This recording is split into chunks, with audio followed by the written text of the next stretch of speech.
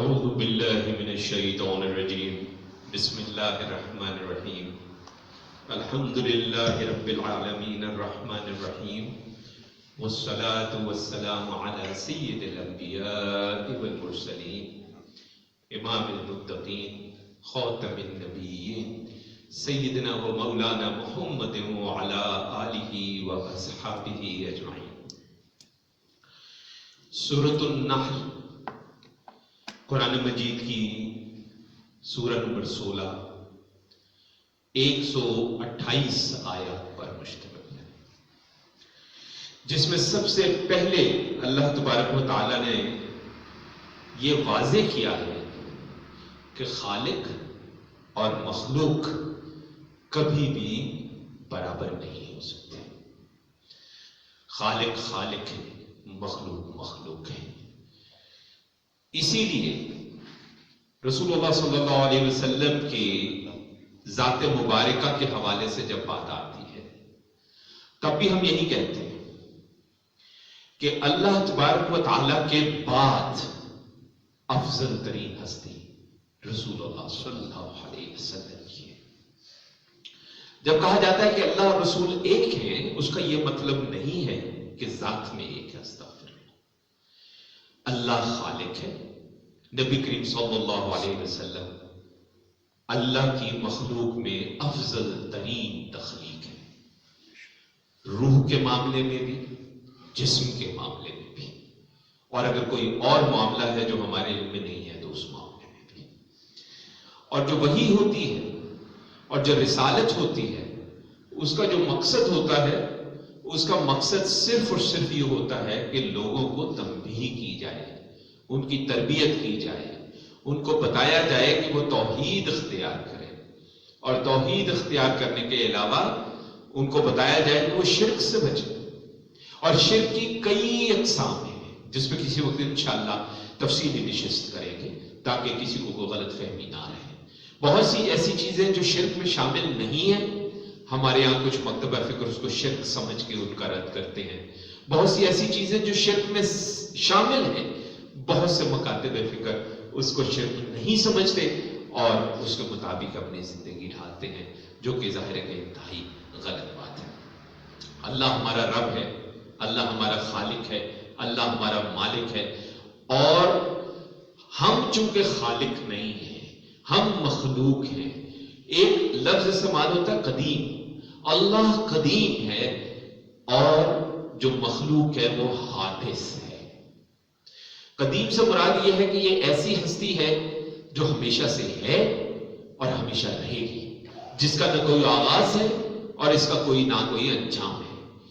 وہ قدیم ہے. حادث وہ ہے جو تخلیق ہوا. ایک وقت تھا جب وہ نہیں تھا، پھر ایک وقت آیا جب وہ تھا، اور پھر ایک وقت آیا جب دنیاوی لحاظ سے وہ یہاں نہیں تھا.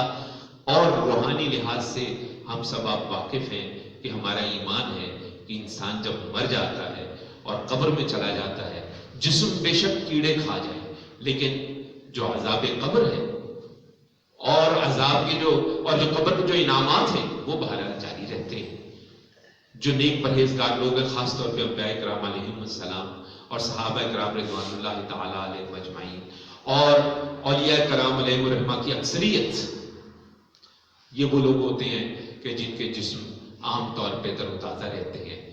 گو کہ جو انعامات ہیں، یا اگر کسی کو کوئی عذاب قبر میں ہے تو جسم اگر ختم بھی ہو جائے تو اس کا مطلب یہ نہیں ہے کہ عذاب ختم ہو جاتا ہے. تو اس کا مطلب کوئی تو شکل ہے جس کے اندر اس جسم کے تباہ و برباد ہو جانے کے باوجود رہتے ہیں تاکہ وہ عذاب یا وہ انعامات ہم پر چلتے رہیں. ہاں، یہ وہ باتیں ہیں جو اللہ تبارک و تعالیٰ نے، نبی کریم صلی اللہ علیہ وسلم نے ایک حد سے زیادہ نہیں کھولی ہمارے آگے. تو اگر ایک سے حد سے آگے زیادہ نہیں کھولی ہے تو اس سے آگے جو گفتگو ہے وہ ایک امکان تو ہو سکتا ہے، لیکن یہ ضروری نہیں ہے کہ وہی بات درست ہو.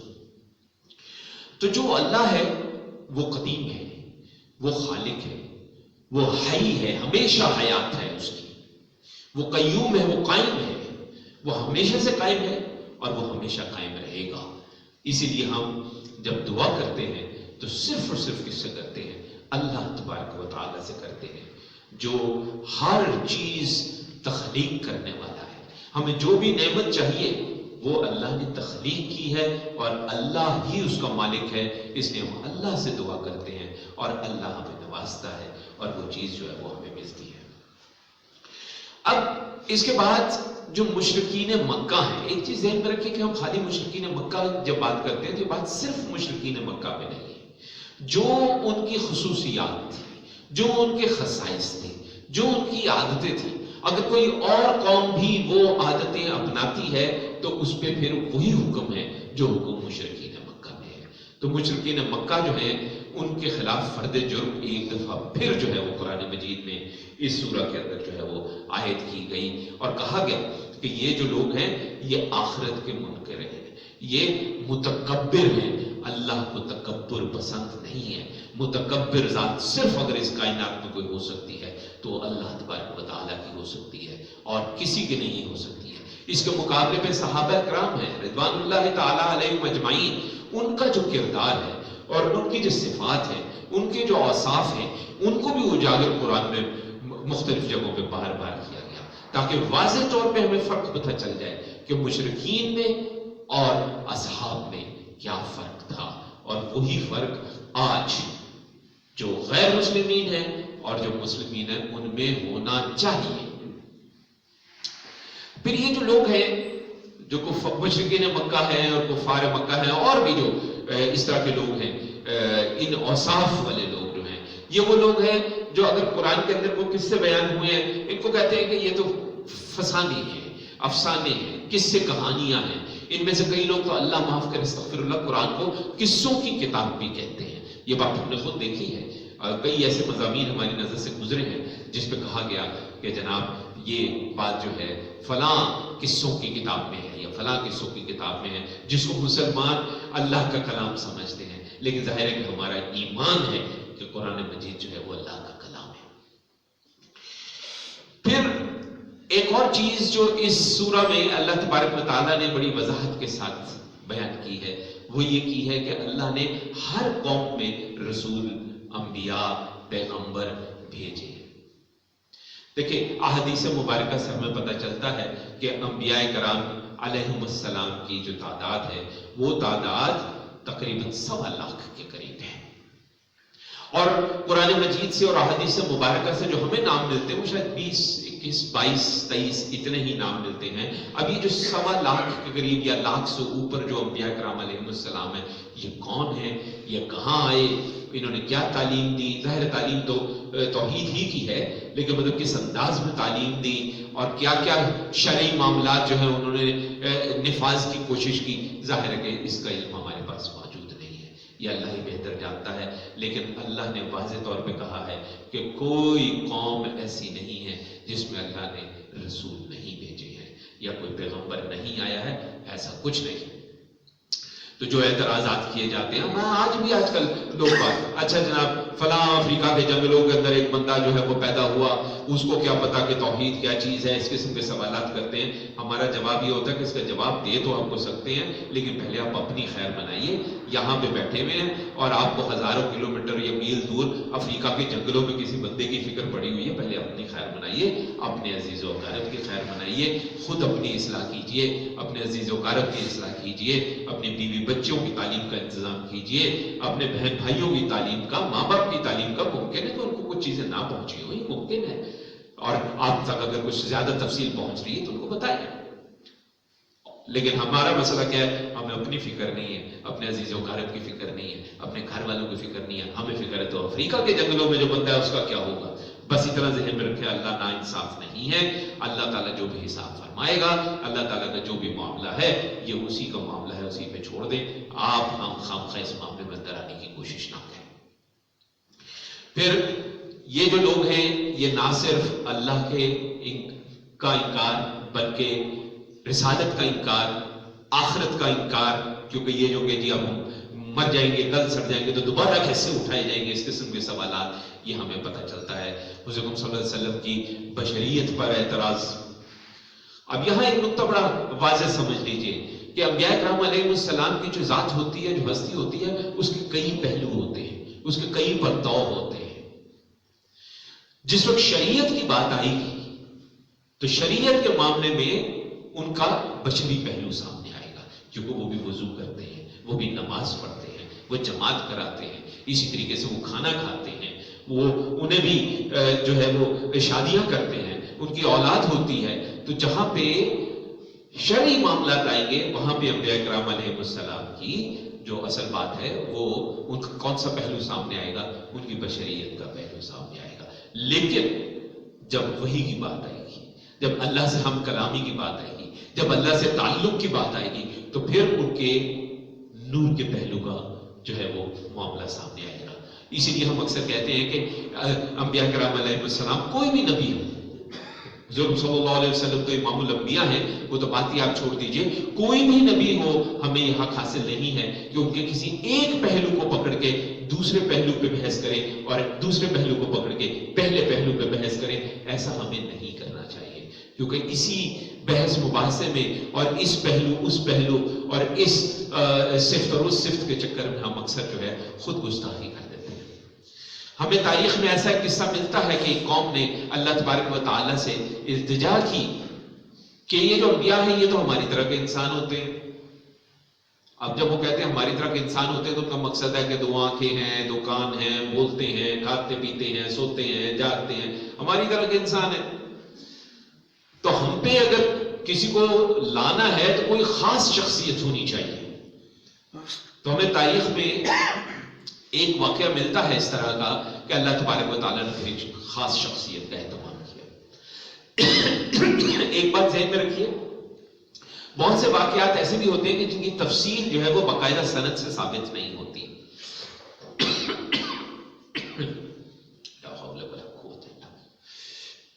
لیکن واقعہ کے اشارے مل جاتے ہیں، لیکن اس کی تفصیل جو ہے وہ ہمیں کہیں اور سے مل رہی ہوتی ہے، جو کہ مستند ہو بھی سکتی ہے اور غیر مستند بھی ہو سکتی ہے۔ اب ہوا یہ کہ پہلے وہ کہتے تھے کہ یہ تو ہماری طرح کے انسان ہیں، ان کی بات ہم کیوں مانیں؟ پھر جب کوئی خاص بندہ ان کو مل گیا تو اب وہ ایک نئی طرف آ گئے، یہ تو ہماری طرح کے انسان نہیں ہے، یہ تو کر سکتے ہیں، ہم کیسے کر سکتے ہیں؟ تو یہ جو دونوں پہلو ہیں یہ دونوں پہلو بڑے خطرناک ہیں۔ اسی لیے قرآن مجید میں بڑا واضح طور پہ تنبیہ کی گئی، آپ نے توحید کا اثبات کرنا ہے، توحید کو تسلیم کرنا ہے، شرک کی تردید کرنی ہے، آخرت کو تسلیم کرنا ہے۔ ان سب باتوں کے قرآن میں اللہ تعالیٰ نے دلائل دی ہیں۔ باقی ظاہر ہے کہ کسی کے دل و دماغ پہ اگر شیطان حاوی ہو تو ہر دلیل کے جواب میں 10 دلائل وہ بھی لے آئے، وہ ایک علیحدہ معاملہ ہے۔ قرآن مجید کی کا جو نزول ہے اس کی حکمت سے اس میں بھی قرآن مجید میں بات ہوئی اور اس سورہ میں بھی بات ہوئی۔ ہمارا یہ ماننا ہے اور اس کا واضح اشارے حدیث مبارکہ سے بھی ملتے ہیں اور قرآن مجید سے بھی ملتے ہیں، اللہ کے کلام سے، کہ اس سے پہلے جتنی بھی کتابیں نازل ہوئی، جتنے بھی صحائف نازل ہوئے، ان کے اندر تبدیلی ہو گئی تھی۔ کون سی عبارت اللہ کا کلام تھی اور کون سی عبارت اللہ کا کلام نہیں تھی، یہ بات جو ہے وہ بیچ میں سے مخمسے میں اور اس میں شک میں چلی گئی تھی۔ اس لیے قرآن مجید کو نازل کیا گیا اور پھر اللہ نے قرآن مجید کی حفاظت کا ذمہ اٹھا لیا۔ یہ بھی قرآن مجید ہی سے ہمیں پتہ چلتا ہے۔ اور اسی قرآن کے اندر نہ صرف پچھلی اقوام کے حالات بیان کیے گئے بلکہ آگے کے معاملات کو بھی بیان کیا گیا۔ قیامت کے معاملات، قیامت کے جو مناظر ہیں ان پر بھی بات کی گئی۔ پھر حدیث مبارکہ میں اس کی مزید تفصیل آ گئی۔ اس کے بعد اللہ تبارک و تعالیٰ نے بڑا واضح طور پہ یہ فرمایا کہ اللہ اور بندوں کے جو حقوق ہیں اس کا اہتمام ہونا چاہیے۔ 3 چیزوں کا اس جگہ پہ، ویسے تو ظاہر ہے کہ حدیث میں اور بھی باتیں آتی ہیں اور صورتوں میں اور بھی اور سورہ کے اندر باتیں آتی ہیں، 3 چیزوں کا یہاں پہ حکم دیا گیا۔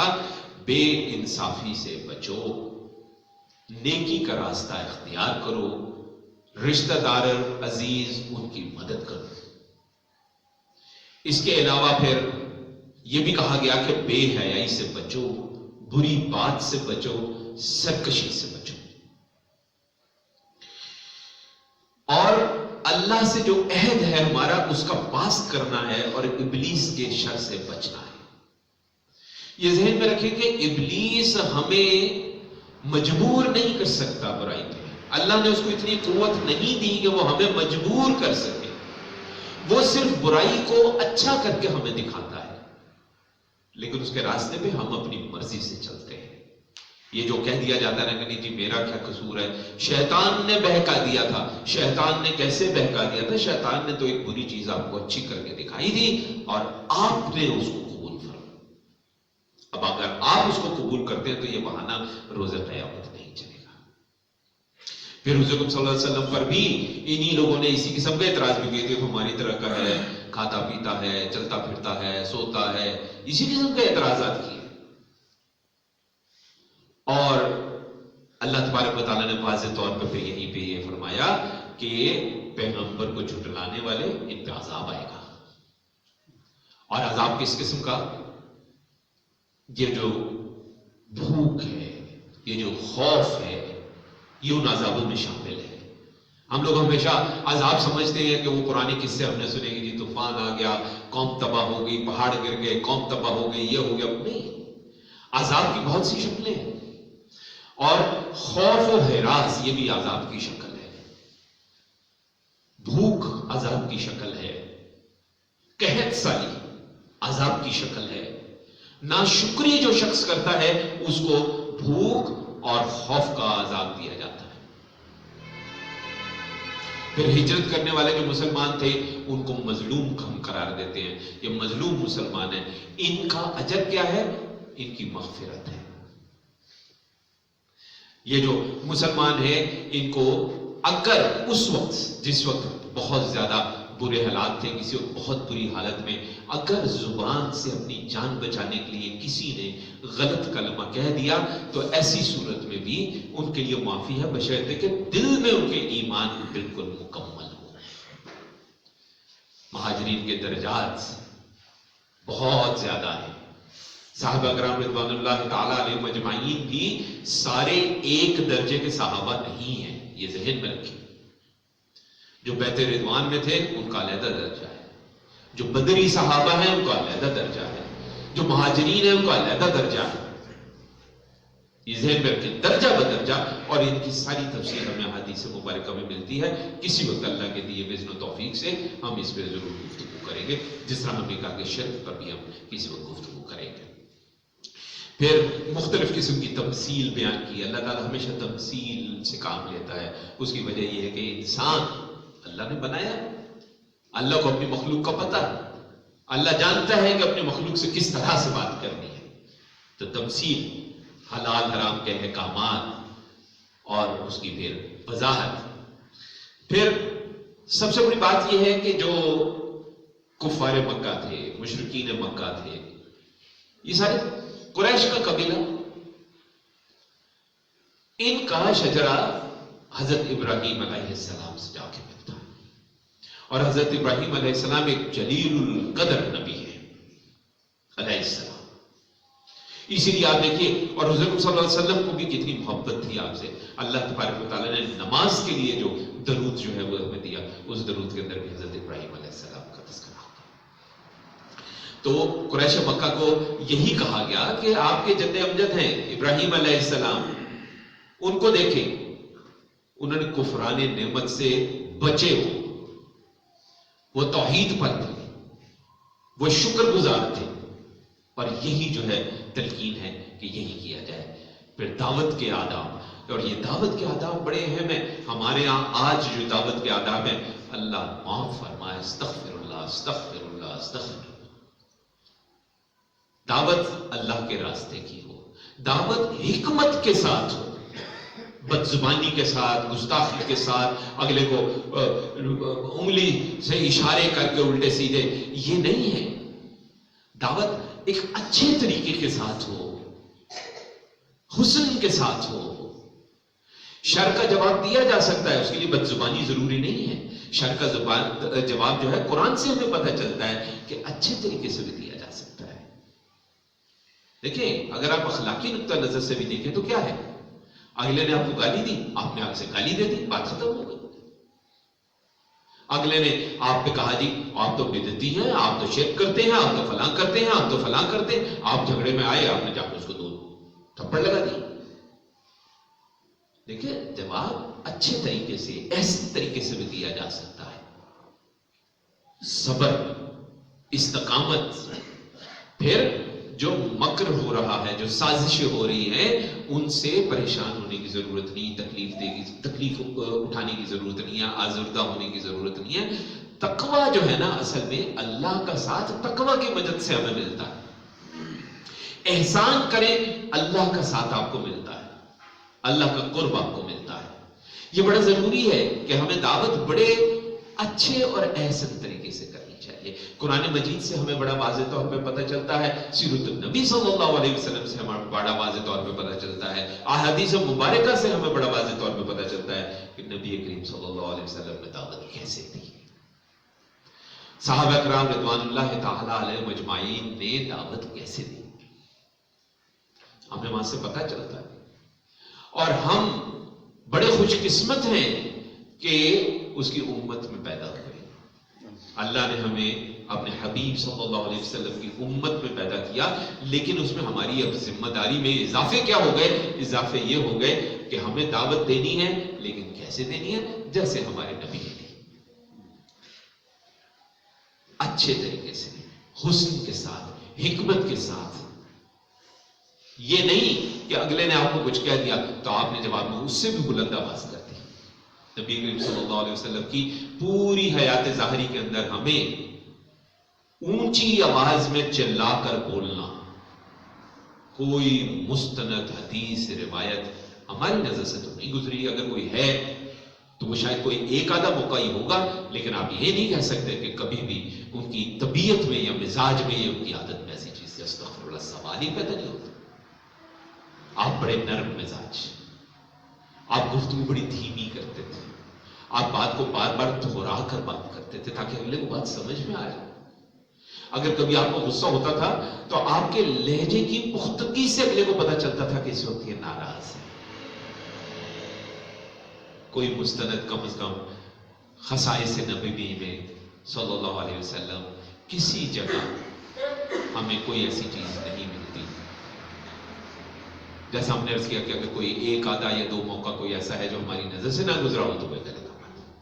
کوئی بھی شخص یہ دعویٰ نہیں کر سکتا کہ اس نے تمام احادیث کا ذخیرہ جو ہے وہ دیکھ رکھا ہے. تو بنیادی مقصد یہ ہے اس سورہ کے اندر کہ خالق خالق ہے، مخلوق مخلوق ہے، دونوں میں برابری نہیں ہو سکتی. ہم کہتے ہیں اللہ سنتا ہے، ہم بھی سنتے ہیں، یہ ایک چیز نہیں ہو سکتی. ہمیں سننے کے لیے کان چاہیے اور ہمارا سننے کا خاص انداز ہے. اللہ کیسے سنتا ہے ہمیں نہیں پتا. اللہ بصیر ہے، ترجمہ ہم کیا کرتے ہیں؟ اللہ دیکھتا ہے. دیکھتے تو ہم بھی، لیکن برابر نہیں ہو سکتا. وہ خالق ہے، ہم مخلوق ہیں. ہمیں دیکھنے کے لیے ایک مادہ ہے، یہ مادے کی چیز چاہیے، آنکھ چاہیے. اللہ جسم سے پاک ہے، کیونکہ جہاں جسم ہوگا وہاں پہ قیوم نہیں ہو سکتا، حی نہیں ہو سکتا، وہ حادث ہو جائے گا. جہاں جسم ہوگا، مادہ ہوگا، وہاں پہ اس کا خاتمہ بھی ہوگا. اللہ جسم سے پاک ہے. پھر ہم کہتے ہیں کہ جب قرآن میں کہا گیا اللہ بلندی پہ ہے، قرآن پہ کہا گیا اللہ کا چہرہ ہے، حدیث میں کہا گیا اللہ کا ہاتھ ہے. یہ ہاتھ چہرہ آپ غور کریں، صحابہ کرام رضوان اللہ تعالی علیہ مجمعین کیا کہتے تھے. انہوں نے کبھی اس سے اللہ کی تجسیم نہیں کی ہے. اول تو ان کی کوشش ہوتی تھی اور ہمارے ائمہ کی بھی کوشش ہوتی تھی کہ اس کو کہا جائے کہ بھائی ہمیں نہیں پتا. اللہ سمیع ہے، ہمارا ایمان ہے. سمیع کیسے ہے ہمیں نہیں پتا، اللہ نے بتایا نہیں، اللہ کے نبی صلی اللہ علیہ وسلم نے واضح نہیں کی. لیکن کسی غیر مسلم کے پاس اگر بات کرنے کی ضرورت ہو جائے، وہ کہے نہیں بتاؤ کیا مطلب ہے اس کا، تو پھر ہمارے ائمہ نے تعویل کی. کسی نے کہا جی اللہ کی کرسی ہے، تو آپ کہیں گے اس کا، جب کہتے ہیں کہ اللہ کی کرسی نے تمام کائناتوں کا احاطہ کیا ہوا ہے، تو اگر کسی غیر مسلم کو ذہن میں رکھے، مسلمان کو دلیل نہیں چاہیے ایمان کے اندر. دلیل اس کو چاہیے جس کا ایمان کمزور ہے یا جو مسلمان نہیں ہے. تو اس کا جواب پھر کیا ہے؟ بھئی اس کا ایک مطلب یہ بھی ہو سکتا ہے کہ ہر چیز اس کی دائرے قدرت میں ہے، لیکن مسلمان کے لیے نہیں ہے یہ دلیل. مسلمان کے لیے صرف ایک دلیل ہے، اللہ سمیع ہے. کیوں؟ اللہ کا نبی نے بتایا، قرآن سے پتا چلا. اللہ بصیر ہے، کیوں؟ قرآن و حدیث سے ثابت ہے. یہ بات کافی ہے ہمارے لیے. اگر قرآن سے ایک بات کا ثابت ہونا اور نبی کریم صلی اللہ علیہ وسلم سے ایک بات کا ہم تک پہنچنا ہمارے لیے کافی نہیں ہے تو ہمیں اپنے ایمان کی خیر کرنی چاہیے. یہ بڑا ضروری ہے. منکرین توحید، منکرین رسالت، منکرین آخرت، ان سے قرآن مجید میں بار بار جو ہے وہ مجادلہ ہوا ہے، بار بار بحث ہوئی ہے، بار بار دلائل ہوئے. اللہ کی نعمتوں کو کیا احساس کرنا چاہیے. اس کا ایک نور ہے، اللہ کی ہر نعمت کا ایک نور ہے، اس کو سامنے رکھنا چاہیے. اور ہمیں شیطان سے اور بری قوتوں سے اور طاغوتی قوتوں سے بچنا چاہیے. اور پھر اپنے اللہ آپ کو اپنا مالک، اپنا حاکم ماننا چاہیے. اور پھر آخرت پر جو ہے ہمارا ایمان مضبوط ہونا چاہیے. اور ہمیں صبر اور ہمیں تقوی اور ہمیں حکمت اور ہمیں احسان اور اس طرح اچھے انداز کے اندر، حسین انداز کے اندر دعوت کرنی چاہیے اور تبلیغ کرنی چاہیے. اللہ تعالیٰ ہمیں فہم عطا فرمائے، ہمیں توفیق عطا فرمائے. وصلی اللہ علی خیر خلقہ سیدنا و مولانا محمد وعلی آلہ و اصحابہ اجمعین برحمتک یا